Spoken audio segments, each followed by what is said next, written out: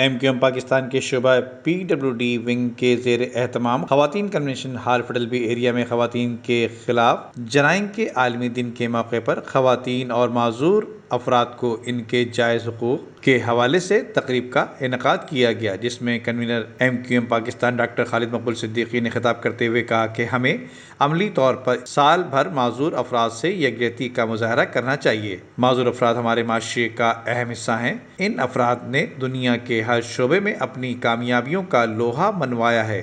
اور اپنی صلاحیتوں سے یہ ثابت کر دیا ہے کہ اگر ان کے ساتھ تعاون کیا جائے تو یہ عام لوگوں کی طرح نہ صرف اپنی زندگی گزار سکتے ہیں بلکہ ملک و قوم کی تعمیر و ترقی میں اہم کردار بھی ادا کر سکتے ہیں۔ ہمارے ملک کے قانون میں بھی معذور افراد کو خصوصی اہمیت دی گئی ہے، جن میں ملازمتوں میں کوٹا، مفت تعلیم، علاج اور دیگر سہولیات شامل ہیں، تاہم ابھی ان میں مزید بہتری کی گنجائش موجود ہے۔ ڈاکٹر خالد مقبول صدیقی نے خواتین کے خلاف جرائم کے عالمی دن کی اہمیت پر خواتین اور معذور افراد کے جائز حقوق کے لیے ہر ممکن تعاون کا یقین دلایا اور اس پروگرام کو منعقد کرنے پر رکن رابطہ کمیٹی اور ممبر قومی اسمبلی کشور زہرا کو مبارکباد پیش کی اور کہا کہ خواتین اور خصوصی افراد کے لیے اس قسم کا آگاہی پروگراموں کا انعقاد کرتے رہنا چاہیے۔ جبکہ اس موقع پر senior deputy convener Aamir Khan, اراکین رابطہ کمیٹی کشور زہرا زاہد منصوری،